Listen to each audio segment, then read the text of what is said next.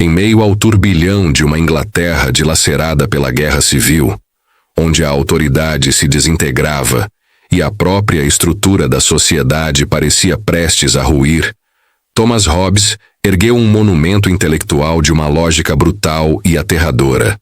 Leviatã, ou Matéria, forma e poder de um Estado eclesiástico e civil. Publicada em 1651, a obra não é apenas um produto de seu tempo caótico, é uma resposta monumental e perene à questão mais fundamental da existência humana coletiva.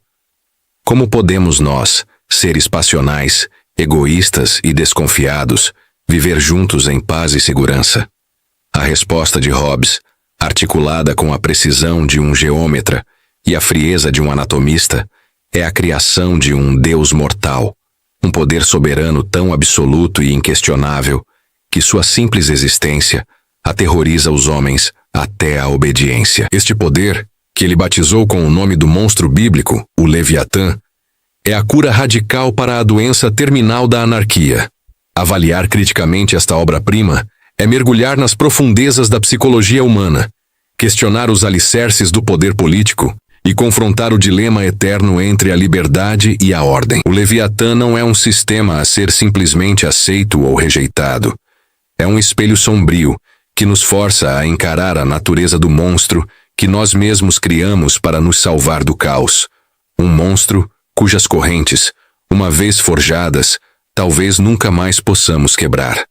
A força avassaladora do argumento hobbesiano reside na sua pretensão de ser uma verdadeira ciência da política, uma disciplina deduzida de primeiros princípios supostamente irrefutáveis sobre a matéria e a mente humana. Hobbes, imbuído do espírito da revolução científica que varria a Europa, rejeitou categoricamente as justificativas tradicionais para a autoridade política.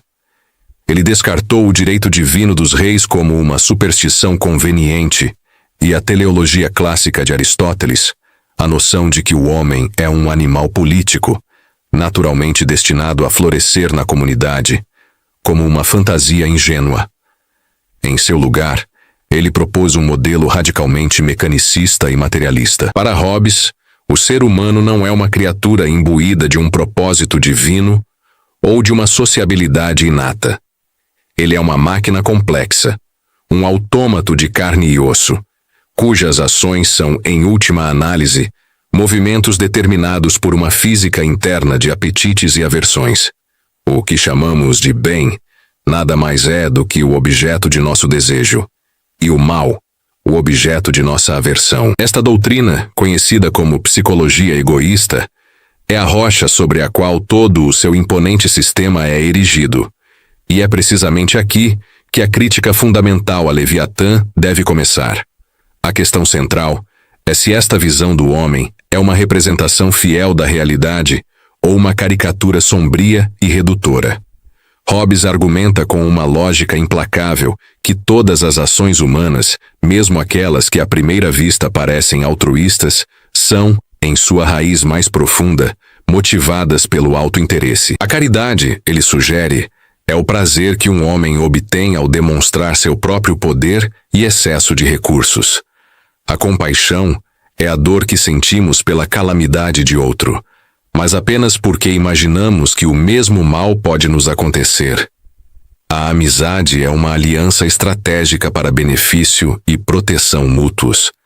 Esta perspectiva cínica, embora poderosa em sua simplicidade e capacidade explicativa, parece deliberadamente cega à vasta complexidade da experiência moral humana. Fenômenos como o amor abnegado de um pai por um filho, o sacrifício de um soldado por seus companheiros, a lealdade incondicional a uma causa perdida e o senso de dever moral que compele um indivíduo a agir contra seus próprios interesses, parecem desafiar e transcender uma explicação puramente egoísta. Se os seres humanos são, de fato, capazes de genuína empatia, de uma sociabilidade primária e de formas de cooperação que não se baseiam unicamente no cálculo de vantagens, então, o estado de natureza talvez não seja a guerra de todos contra todos, que Hobbes postula como inevitável.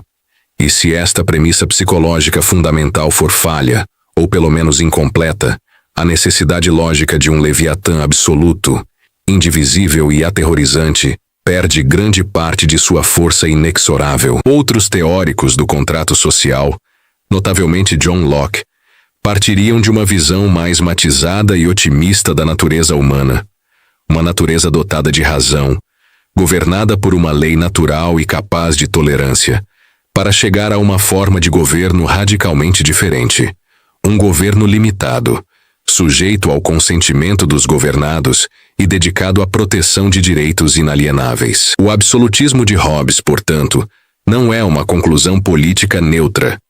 É o corolário direto e proporcional ao seu profundo pessimismo antropológico. A ferramenta conceitual mais brilhante e retoricamente eficaz de Hobbes é, sem dúvida, sua descrição do estado de natureza. Independentemente de ele o ter concebido como uma realidade histórica pré-política ou como um experimento mental para revelar as consequências da ausência de governo, sua descrição visceral da vida como solitária, pobre, sórdida, embrutecida e curta, serve a um propósito crucial: tornar o Estado, qualquer Estado, por mais opressivo que seja, infinitamente preferível à anarquia. É deste abismo de medo perpétuo e morte violenta que o contrato social emerge como um ato de suprema racionalidade, uma fuga calculada de indivíduos egoístas de um inferno que eles mesmos criaram. No entanto, a própria mecânica da formação deste contrato no estado de natureza é profundamente paradoxal e logicamente tensa. Hobbes descreve um mundo sem confiança, sem moralidade, sem a noção de justiça, onde os pactos, sem a espada, não passam de palavras e são incapazes de garantir a segurança de ninguém. Como, então, é possível que indivíduos atomizados, vivendo em constante e paralisante medo e desconfiança mútua, consigam se reunir para forjar um pacto que exige um nível extraordinário de confiança, racionalidade e previsão do futuro? Quem seria o primeiro a dar o passo radical de renunciar ao seu direito a todas as coisas, sem a garantia absoluta e prévia de que todos os outros fariam o mesmo simultaneamente? O ato de criar o soberano parece exigir precisamente as condições de segurança, confiança e cooperação que, segundo a própria lógica de Hobbes, apenas o soberano, uma vez criado, pode garantir. Além disso, a natureza deste pacto fundador é de uma radicalidade extrema. Os indivíduos não transferem meramente certos direitos para se protegerem. Eles autorizam todas as ações futuras do soberano, tornando-se autores de tudo o que ele fizer, seja justo ou injusto aos seus olhos. Esta renúncia total ao julgamento moral pessoal é psicologicamente e eticamente problemática. Implica uma transferência de responsabilidade que muitos filósofos, especialmente os de tradição kantiana, considerariam uma abdicação da própria agência moral, um ato de autoanulação que beira o inverossímil. Ao resolver o problema da anarquia com a criação do Leviatã, o pacto hobbesiano parece exigir um ato de fé cega e de autoapagamento que contradiz a imagem do indivíduo calculista e racional que supostamente o realiza. É a partir desta fundação que Hobbes deduz sua defesa de uma soberania absoluta, indivisível e inalienável, a conclusão lógica de suas premissas sombrias. Tendo testemunhado em primeira mão a dissolução da Inglaterra, pela disputa de poder entre o rei e o parlamento, ele concluiu com uma certeza inflexível que qualquer divisão da soberania, seja entre os poderes legislativo, executivo e judicial, ou entre a autoridade militar e a civil, é uma receita infalível para o conflito, a paralisia e, em última instância, a guerra civil. O poder, para ser eficaz na sua função primária de manter a paz, deve ser concentrado de forma absoluta em uma única entidade, seja um monarca ou uma assembleia. O soberano, como fonte de toda a lei, deve necessariamente estar acima da lei. Se ele estivesse sujeito a ela, argumenta Hobbes, seria necessário um outro poder para julgá-lo e aplicar a lei, e um terceiro poder para julgar o segundo, levando a um regresso ao infinito que desaguaria novamente no caos do estado de natureza. Esta é, talvez, a dimensão mais assustadora e mais persistentemente criticada de Leviatã. O que impede este soberano todo-poderoso, este Deus mortal sem freios, de se tornar um tirano monstruoso? A resposta de Hobbes a esta questão crucial é surpreendentemente fraca e baseada mais na esperança do que na estrutura. Ele argumenta que o soberano, agindo racionalmente, não teria interesse em prejudicar ou empobrecer seus súditos, pois a força e a riqueza do povo são a fonte de sua própria força e riqueza. Um soberano de um povo fraco e miserável é ele mesmo um soberano fraco e miserável. A história, no entanto, oferece um contra-argumento esmagador, repleta de exemplos de governantes que agiram de forma irracional, cruel, paranoica e autodestrutiva, sacrificando o bem-estar de longo prazo de seus reinos por capricho pessoal, fervor ideológico ou sede de glória de curto prazo. O sistema de Hobbes não oferece nenhum mecanismo institucional de controle, nenhum direito de resistência, exceto no caso extremo de uma ameaça direta à vida do indivíduo. Nenhuma esfera de direitos individuais, de expressão, de associação, de propriedade, que o Estado não possa legitimamente violar em nome da paz e da segurança. A liberdade do súdito, que Hobbes define elegantemente como existente apenas no silêncio da lei, é, portanto, uma liberdade profundamente precária e contingente. O soberano pode, a qualquer momento e por qualquer razão que julgue necessária, legislar sobre qualquer aspecto da vida humana, eliminando essa liberdade. Mais preocupante ainda é o direito explícito do soberano de ser o juiz de quais opiniões e doutrinas são adversas à paz. Esta cláusula concede ao Estado o poder de censura e controle ideológico, permitindo a supressão de qualquer ideia, filosofia ou descoberta científica que seja considerada perigosa ou desestabilizadora. Hobbes justifica esta medida extrema com base na premissa de que a paz é o bem supremo, o summum bonum da vida política. No entanto, seus críticos, desde os liberais clássicos até os defensores dos direitos humanos de hoje, argumentariam que uma paz comprada ao preço da liberdade de consciência, de expressão e de investigação é a paz do cemitério, uma ordem estéril imposta sobre uma população intelectualmente e espiritualmente subjugada. O Leviatã resolve o problema da desordem que emana de baixo, da competição anárquica do povo, mas não oferece nenhuma proteção robusta contra a desordem e a opressão que emanam de cima do próprio governante. Para os teóricos liberais que se seguiram a Hobbes, a grande questão da política não seria apenas como criar a ordem, mas crucialmente como limitar e responsabilizar o poder que a garante. As partes terceiro e quarto de Leviatã representam uma tentativa audaciosa e radical de resolver o problema que dilacerou a Europa por séculos, o conflito endêmico entre a autoridade religiosa e a autoridade civil. Aplicando sua lógica implacável mais uma vez, Hobbes argumenta que, se a soberania deve ser indivisível, então não pode haver duas fontes de lei competindo pela alma e pela obediência do súdito, uma civil e uma eclesiástica. A lealdade de um homem não pode ser dividida entre o Papa em Roma e o rei em Londres.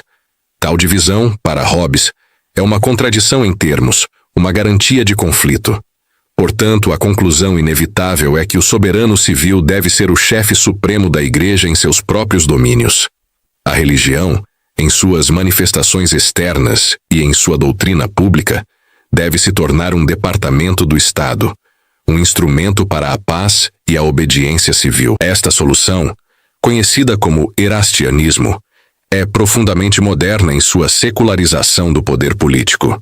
Hobbes desmonta habilmente as pretensões da Igreja Romana ao poder temporal, empreendendo uma exegese bíblica massiva para argumentar que o reino de Deus não é a Igreja presente, mas um reino futuro, e que a missão de Cristo na Terra foi ensinar e persuadir, não comandar. Seu ataque virulento ao que ele chama de reino das trevas, a aliança profana da vã-filosofia de Aristóteles com a superstição popular e a má interpretação da Escritura, tudo para servir às ambições temporais do clero, é uma das peças mais poderosas de polêmica anticlerical já escritas.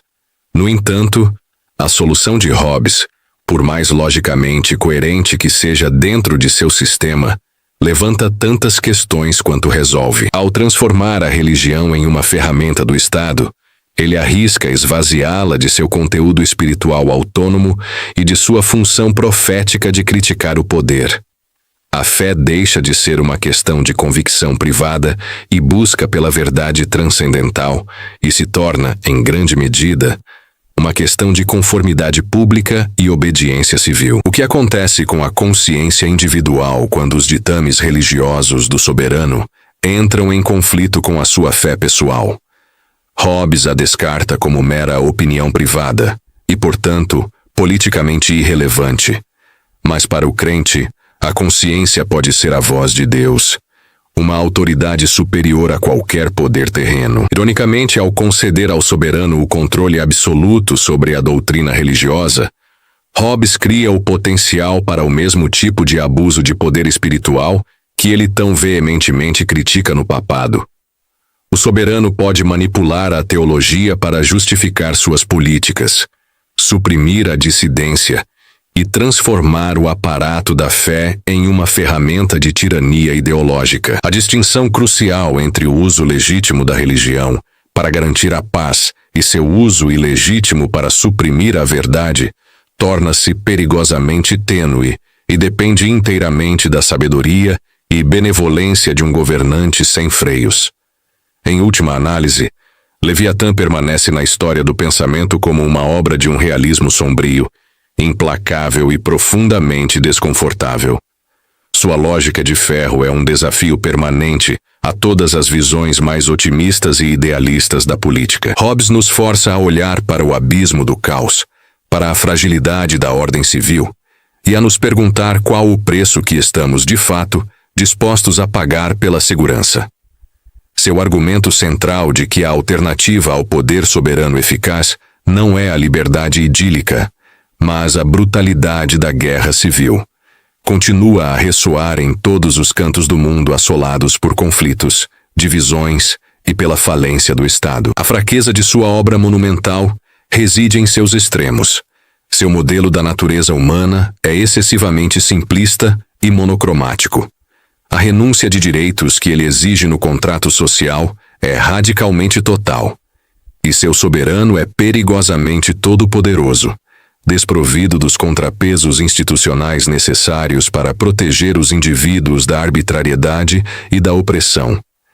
Ele resolve o problema da anarquia, mas ao fazê-lo, abre a porta para o espectro da tirania. Apesar de suas conclusões inegavelmente absolutistas, Leviatã contém, paradoxalmente, as sementes do próprio liberalismo que se levantaria em oposição a ele. Ao basear toda a autoridade política não na graça divina ou na tradição, mas no consentimento dos governados, através do pacto, e em um cálculo racional de interesses individuais, a busca pela segurança, Hobbes introduziu a linguagem do individualismo e do contrato que pensadores como Locke reconfigurariam para defender um governo limitado e os direitos individuais. Ler Leviatã hoje não é um exercício para concordar ou discordar, mas para lutar com as questões mais fundamentais e duradouras da existência política. Ele nos lembra, com uma clareza que gela os ossos, que a civilização é uma construção artificial e frágil, uma barreira precária erguida contra o caos que sempre espreita na natureza das coisas. A questão perene que a sombra do Leviatã projeta sobre nós não é se seu monstro é desejável, mas se em tempos de crise extrema, quando a ordem se desfaz e a guerra de todos contra todos se torna uma realidade palpável, ele é, como Hobbes acreditava, terrivelmente inevitável.